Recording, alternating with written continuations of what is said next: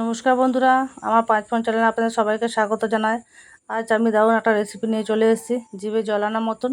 তার জন্য এখানে দুটো সেদ্ধ করা আলু নিয়েছি 1 বাটি ছোলা মটর ভেজানো, একটা টমেটো কুচি, একটা শসা কুচি, দুটো পেঁয়াজ কুচি আর 5-6টা লঙ্কা কুচি।